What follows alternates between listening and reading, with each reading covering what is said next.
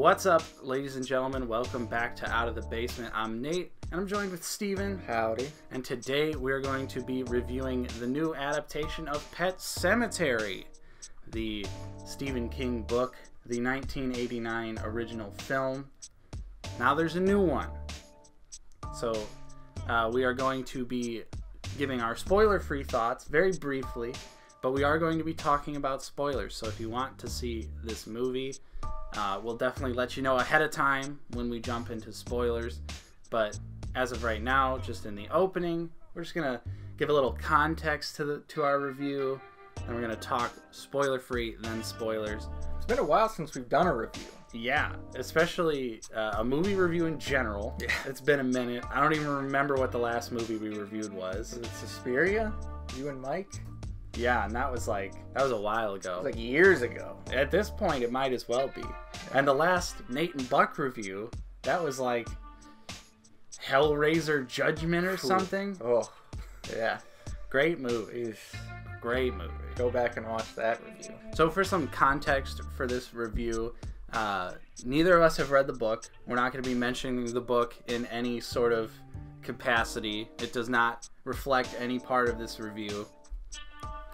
So if you're looking for a book comparison, this isn't the place you're going to get it.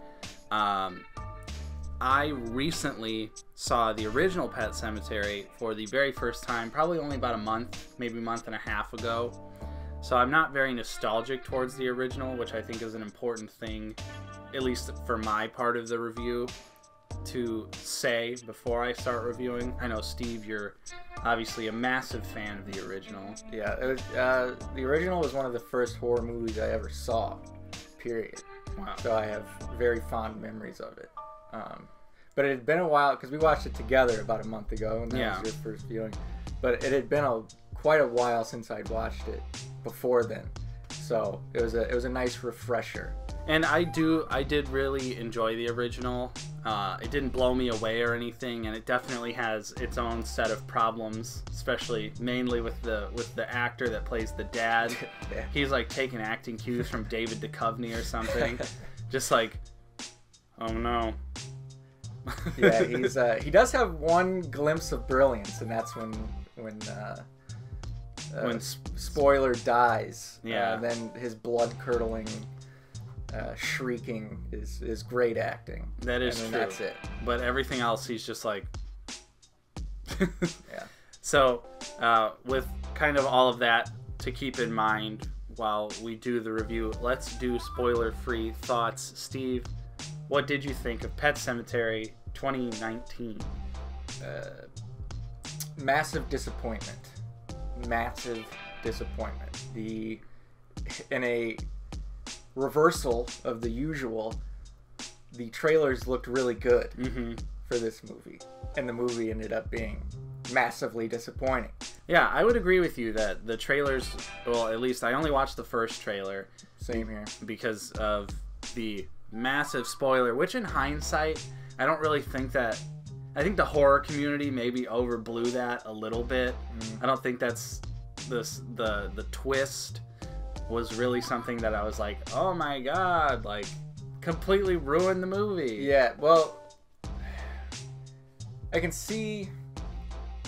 Like, I got it spoiled for me on accident. It was like a 10-second like TV spot that showed up on a YouTube video, and like the first 2 seconds gave away a certain character switch. A switcheroo. So I was like, okay, I would have rather not known that, because that would have been a little bit more like, oh, a little bit more surprising. But it was given away on the poster for the movie. It was given away in the trailers. But that isn't the main twist. It ended up just being a minor twist. So I can see how like the reaction was like, oh, come on, like because I was under the impression like that would be the massive twist. Yeah. But it ended up not being. So. Yeah, and that's what I'm kind of saying is like once I saw the movie, the grand scheme of the movie, I was just kind of like, yeah, maybe we overblew that one a little bit, because I went literally the day before. One of our friends, Mike, I'm looking at you, spoiled what the twist was. I made it all the way from the first trailer to the day before I was seeing the movie. Had no idea what the twist was.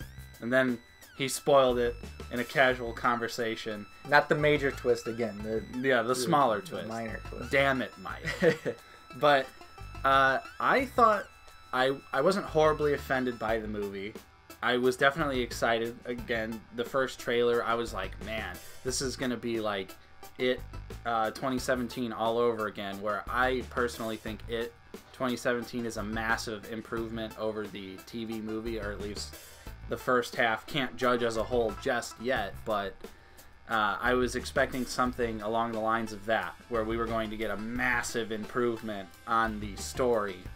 But it just ended up being extremely similar, which of course it's a readaptation, but the liberties that they take with the story, and I don't know if it's more accurate to the book or not. Just judging by what people are saying online, I'm kind of leaning towards it's less accurate. I don't know for sure though.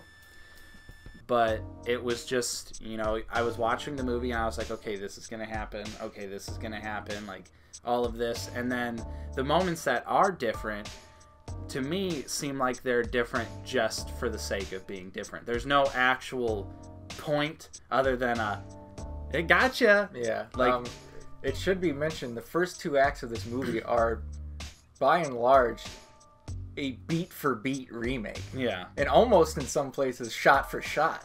Yeah.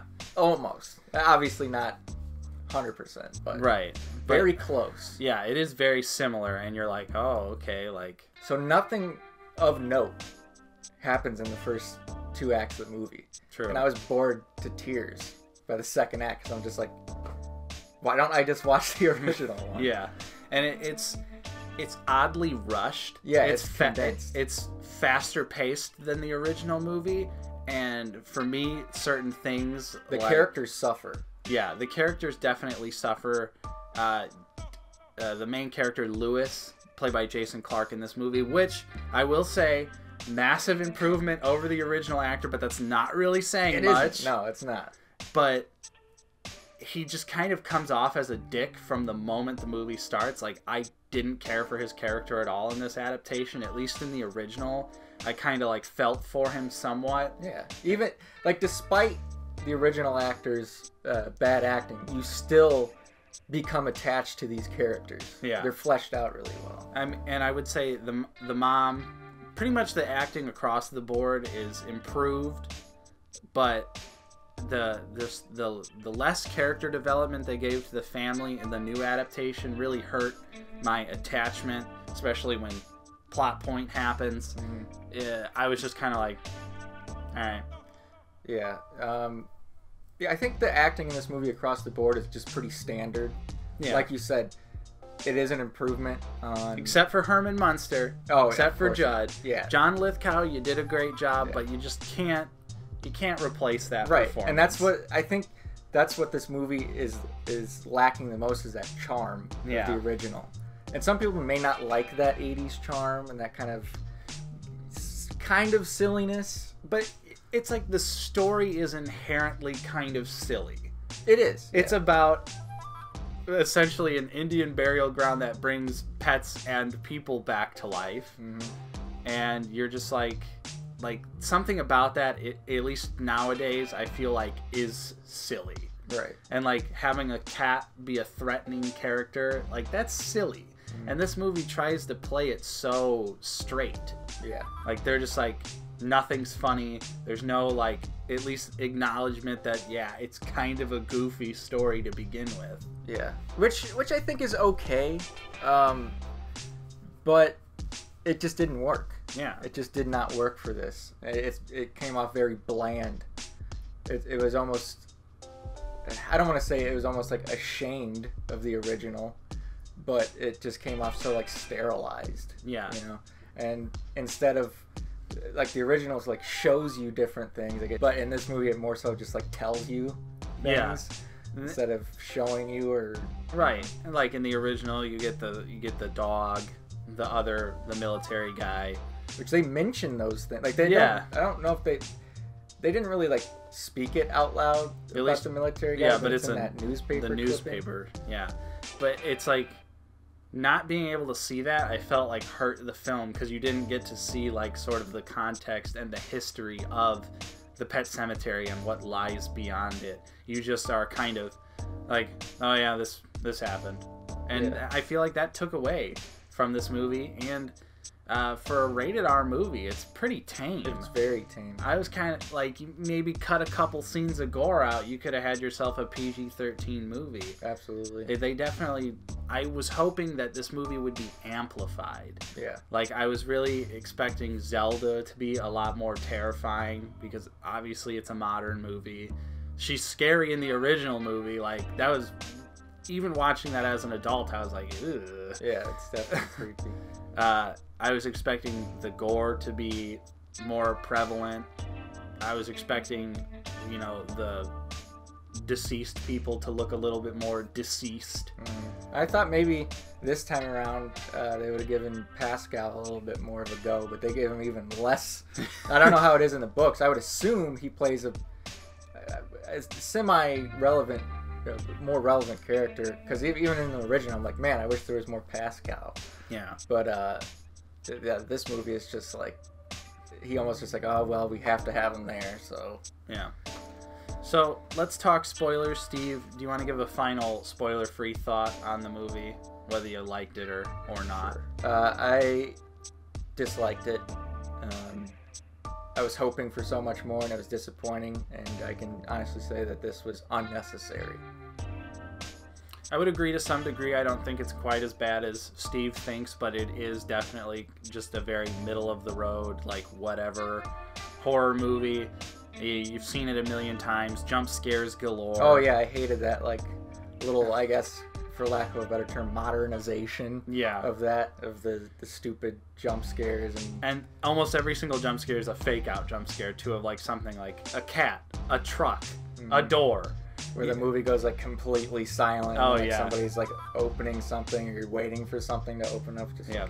it's Give, the laziest form of horror. They give you the very big lead up to like, get ready to jump, and then you're just kind of like, all right, I jumped. Like the only like semi jump scareable things in the original is the semis, which obviously semis are loud and they're going really fast. But I felt like in this movie it was like a nuclear bomb. Dude. Going off. Yeah, I mdjrick said that. Yeah. In his letterbox. We saw it in a Dolby Atmos theater, so like there's like speakers on the ceiling all surrounding us, and when the trucks went by, it was literally just like you could see the screen shaking because it was so loud, and I'm just like, this is necessary. It's like I only jumped because it was loud noises, and as a human being, loud noises startle you. But yeah, I just thought it was okay. So let's talk about spoilers, because I feel like there's a lot I want to say that was really hard. It's like, even in my Letterboxd review, I was trying, because I didn't want you to accidentally read it, because I saw it a day before you, and I was like, man, I don't want him to get anything off of this. So like, dancing around spoilers for this movie is kind of hard. Yeah, I wouldn't have read it. I definitely don't read any like, you know, typed reviews. I'll look at the scores, but. Well, that's good. So, spoilers. If you want to see the movie, go see it. Come back and check out our spoiler side of this. So let's just jump into the minor twist of the movie, where it's not Gage that gets hit by the truck. It is actually the little girl whose name escapes me at this moment. It plays it like a fake out, which I thought was really stupid.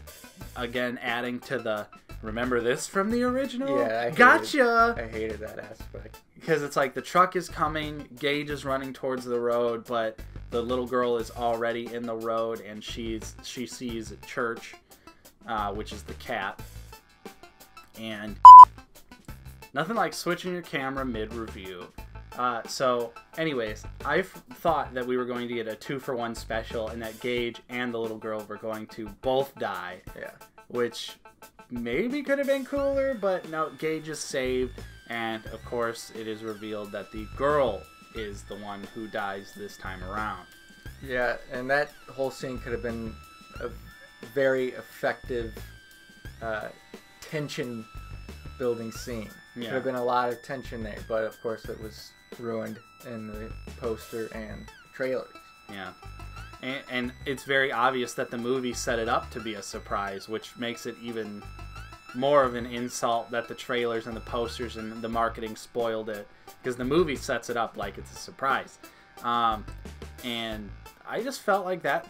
I felt nothing when that happened. Like, Jason Clarke's performance, I wasn't really buying it.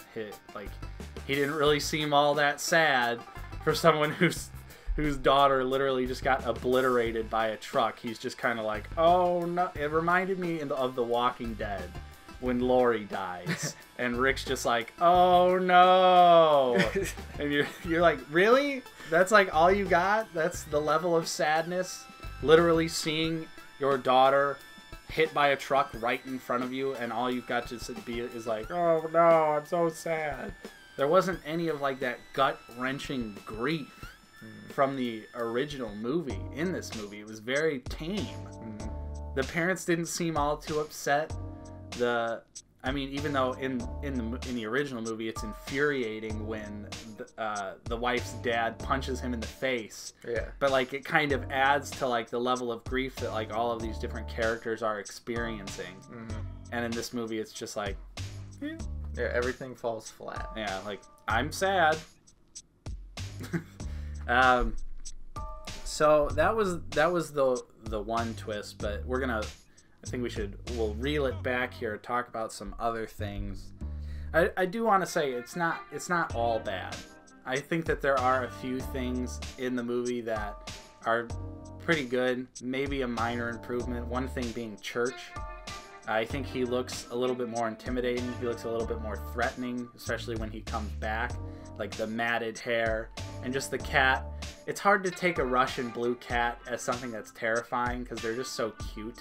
Like in the original movie, and even when Gage is evil, I'm like, aw, he's just a little upset. But in this movie, I felt like Church was like a little bit more intimidating. He was definitely more intimidating, but I like the OG. Yeah. Church better. I like the eye effect too. I thought the eye effect was a little bit better in this movie. And there were, even though Zelda gets sidelined hard as hell in the new movie, I still feel like there was at least a couple creepy moments with Zelda. But overall, the original Zelda is just much creepier. I don't know what it is, but like the face of the new Zelda just kind of looked like a person in makeup, where I feel like in the original she still looked like a real person. They kind of made her like a little bit more monstery in the new one, but it didn't work. Like I was just like, oh, they just like, made part of her face like. Yeah, and the prosthetics in this movie for Zelda's back look exactly the same. Legitimately. It's like they used the exact same thing. There's like no improvement to the spine effects. And I was really hoping that Zelda would be a little bit more amplified, because I definitely think there's room to make Zelda more creepy, especially in the original. And it just didn't happen. Like, that's, again, everything in this movie just falls flat. It's just like this, like, you're like, there's no way that the original 1989 movie could be scarier, but it is. And again, like a Victor Pascal, he just completely gets sidelined. I feel like he's a pretty big character in the original movie, and in this one, you see him, and he dies, and then he has like 2 scenes, and that's it. And most of the time, I don't know about you, but when I couldn't understand what he was saying. Like, half the time, the audio for his voice was so like quiet and like ethereal that I was just like, I can't even hear him. Yeah, he was harder to hear in this movie. Yeah, like sure. You could hear the classic lines, like the ground is sour, but there was points where I was just like, what? Like, I need subtitles, man. You only Captain now. Yeah. You only get to see him like 2 or 3 times in the movie, which the makeup effects do look pretty good on him. I did like especially in the opening scene, like all the blood and stuff spurting out. I was like, oh, these are, good practical effects. Like, I like that. At least to me, it seemed like mostly practical. Probably a little bit of CG touch up in there, but that's to be expected. Speaking of CG, yeah, why don't you the weirdest CG choice of all time? Yeah, so when they go beyond the pet cemetery to the Micmac burial ground. Yeah, but you can't. Native American burial grounds are played out now. So yeah. I like how they actively took steps to avoid saying anything about it being a Native American burial ground. Like, there's like one point where you see a book for like a second, yeah, and it says like Indian burial grounds on it. Part of me, I'm not sure if they did that for PC reasons to try and just avoid potential backlash, or they just did it for condensing reasons. And I feel like they probably just did it for condensing reasons because they condensed so much other stuff. Which I feel like the movies have a similar runtime. But anyways, back to the odd CG choice. Yeah, so in the original, it's like a journey. Yeah. To get there, it's pretty long, and it's the place where they go is like beautiful. Like it's like, I don't know if that's like a real location. I have the Unearthed and Untold documentary for Pet Sematary. I'm pretty sure that the production team made that, like, it was a real place, and they made like the whole burial ground. I'm pretty sure they all did that. So it was like, it was there, but they also, made it to like look like that. So again, like a practical location. Yeah. And the aerial shots look amazing. Yeah. So in this one, they just get there, and it's just like, you could tell they're on a set, and it's like really tiny. Yeah. And the trees in the back is just like terrible CG. Like, it's bad. Why is it CG trees? But yeah, the minute they step over the Pet Cemetery line, you can tell they're on a set. The rocks look fake as fuck. The trees are CG. The shitty lightning's CG as well. Just like, I was just so confused as to, like, just film it in the woods.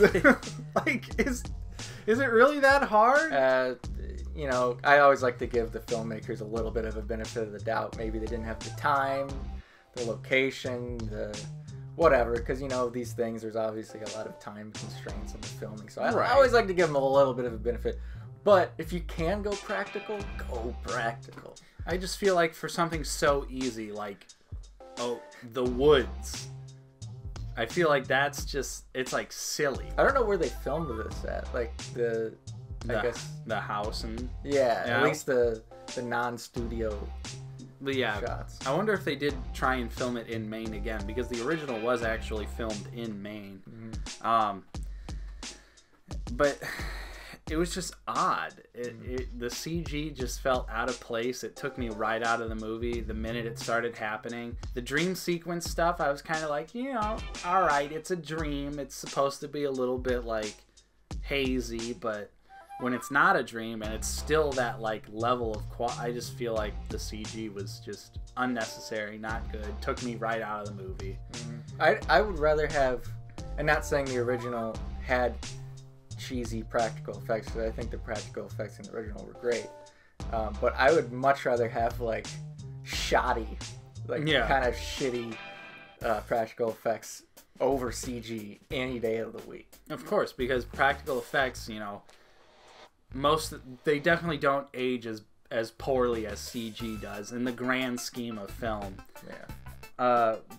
But what we were talking about earlier with the sort of gotcha moments, those were super annoying and took me again right out of the movie when again Gage is running towards the truck, and then they're like, I gotcha, like he got saved this time. And then when Judd is upstairs in the bedroom and the camera angle is under the bed, and it's like the original movie, and it's like totally setting it up. It's lingering on his Achilles tendon, and you're like, here it comes. And then they're like, gotcha, it's not gonna happen until literally 5 seconds later when it happens.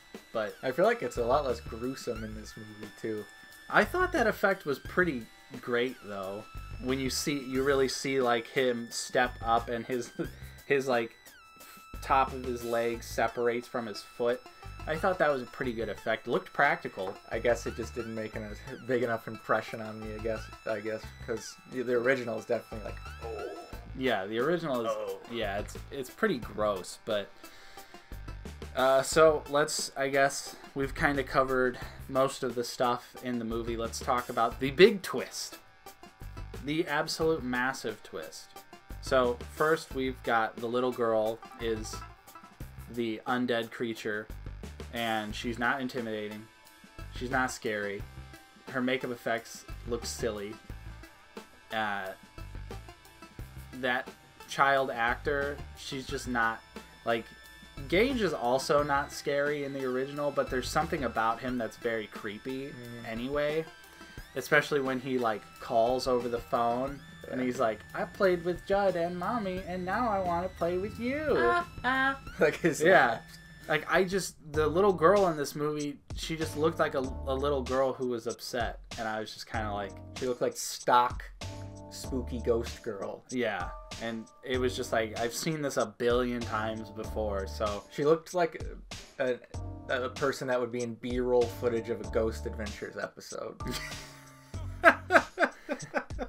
That's so true. Oh. And like the things she's saying and like the kills that she performs are also like, the mom just gets stabbed in the stomach a bunch. I did like when she stabbed her right in the spine the first time. I thought I was okay, well that's, and then she twisted. You're like, I was like, so that's kind of like it's poetic. Yeah. You'll never walk again. Never get out of bed again. Never get out of bed again. But yeah, but then she just keeps getting stabbed in the stomach, and I was just like, boring. Like, come on, this is a rated R movie. Show me something, not just like in the original movie. Like half of her face is missing, and it's a great effect. And then you're just like, all right. So of course the mom comes back just like in the original.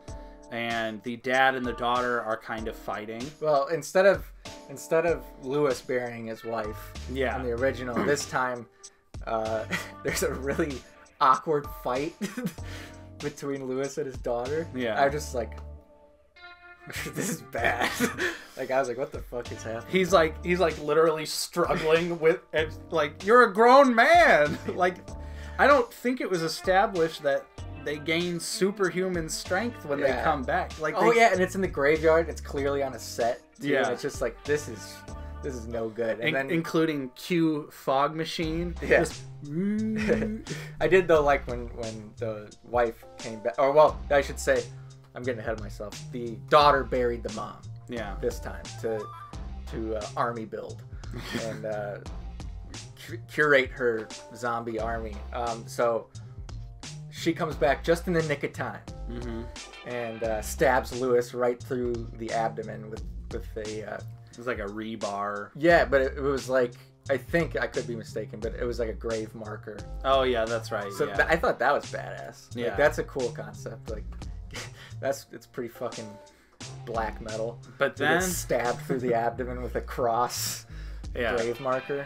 But then they do it. And Lewis comes back to life too. That's when I was like, you got it. I was just like, I was like, oh my god. Like, I don't know if that's more accurate to the book or not, but like the shot, because they leave Gage in the car by himself, which what parent in their right mind leaves their literal 4-year-old child alone at any point? Like, even if I was trying to go find my presumably dead wife and daughter, I'd be like, it's probably not a good idea to leave my child here. Yeah, or even, I mean, this is just me personally, but I think my first instinct would be grab Gage, go get somewhere safe. I'll come back maybe and deal with it later. Yeah. Maybe. Maybe I'll just let nature take its course. I don't know. I'll make up my mind. Yeah, but like just leaving him there, I'm like, that's poor parenting. Yeah. And so they all come back and they're somebody should call Child Protective Services on these people. Honestly. I mean, they should anyway because they're all dead now. But yeah, they bury Lewis. He comes back. He is also undead, and they're like a little undead happy family. And Gage is just kind of like, what? Hey, it's the fam. Yeah. So he's going to be raised by zombies, I guess. Which, despite the really bad ending, I feel like there is potential for a great continuation of this story, like an ultra shitty movie sequel. Which obviously there is a Pet Sematary 2, but it's really not a continuation. They'll make a new Pet Sematary 2, and they'll be like, "You thought the first one was bad." See, that's what I would be interested in, is a continuation of this dog shit ending. Yeah. But I don't think it'll happen. And like, I know we keep comparing the adaptations, but this movie begs to be compared to the original. It's not like It 2017, where they kind of did go their own way because they had a lot more time to do that. This movie is like begging you, like, to get compared to the original. It's so similar, and the ending is just so bizarre. It's like, we have to subvert your expectations. Yes. It's like they watched The Last Jedi and they listened to some Rian Johnson interviews and were like, yeah. That's exactly what I was thinking, was that it literally is just like a we subverted your expectations for the sake of subverting your expectations. And the original movie, the wife comes back and it cuts to black and you hear Lewis die, or at least get stabbed. And I thought that was a great way to end the movie. It's a little ambiguous, because that's the way the first one ends. Yeah. Albeit a little bit different circumstances, but it's implied that he gets stabbed. Right. But it's like, I don't know, the way that the original ends, it's like almost perfect. Like, you know bad things are going to happen because of course he buried his wife again like an idiot.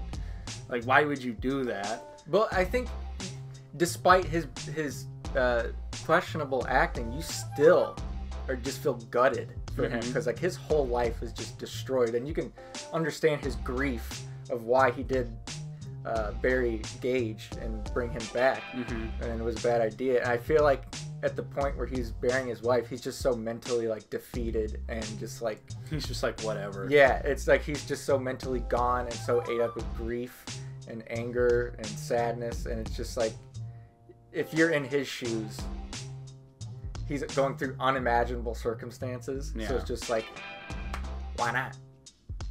Why not bury the wife? True. Why not bury Judd? I thought maybe they're gonna bury Judd. They just bring them all back. Well, yeah, and I'm dead now. And they also cut out like the maid who has the stomach cancer and kills herself, again adding to like the original movie is just kind of like depressing, and you're like, oh my god, like everything's going wrong for all of these people. And in this movie, it's just kind of like, it's just so condensed. They could have made the movie longer. It didn't have to be hopefully the same runtime. I doubt, again, I always say this to like every single movie I see, but I hope there's maybe an extended cut, director's cut, unrated cut, I don't know, something. Yeah, but probably not. Yeah, probably not, but a boy can dream. Yeah, so it's too condensed. It doesn't do anything particularly interesting. I'm totally fine with changing things around for adaptations. And I was hoping they would. Yeah, but the changes they made were just stupid and just boring gotcha moments that added nothing to the story, added nothing to how I felt watching the movie. I felt nothing for any of the characters. I was just very like, okay. So, I guess. So, in short, if you haven't seen the original, I would recommend you watch the new one first. Just so you don't absolutely hate it. Yeah. Or don't, Well, again, we've been shitting on this movie for like 30 minutes, but again, I didn't think I was just bored, so like, I wasn't like upset, like, I wasn't like, oh my god, this movie's so bad. It wasn't like watching fucking Friend Request. But, I was still just like, man, I'm bored. Yeah, I was like on board the first act, and then by the second act, again, like I said earlier, I was just like, okay, this is stupid. Yeah. Very pointless movie. Definitely, they should have taken their time, made it a little bit longer, probably made it a little bit more accurate to the book. Show us, you know, the dog coming back, the soldier coming back. But again, at the same time, that would have still been following the same beats of the movie, so the original movie. So it's just kind of like a. I don't know. But those things are important for the context of the story. It is. Remakes are hard. Again, I don't want to come out here and be like really shit on the filmmakers and everybody involved in it. It just didn't work. Yeah. It just obviously like I said, remakes are tough. It's either you change things up and everybody hates the changes, or you don't change enough and everything stays the same and people are just like, this is the exact same. So I feel like this movie definitely suffers from both. Yeah. Where the changes aren't good, and it's there's also way too much similar stuff to it. Yeah, I would definitely agree. But again, the acting was pretty improved across the board for the most part. But it's just unnecessary. It's an unnecessary movie. Am I mad that I saw it? No. Am I ever going to watch it again? No. Not unless there's another cut of it somewhere. Yeah. So, Steve, closing thoughts for Pet Sematary 2019?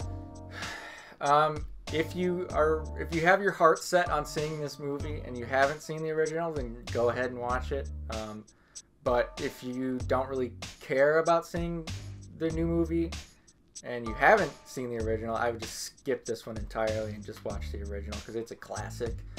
And if you've seen the original, you love the original, there's nothing for you in the new one. So it's an easy skip if you want. But if you're morbidly curious, just know that it's not good. There you go. And I give it 2 stars out of 5. Yes. And I pretty much echo everything Steve says, but again, I'm not really particularly nostalgic for the original. I thought it was a good movie. Probably one of the better Stephen King adaptations because, usually those don't go very well when they're translated to film.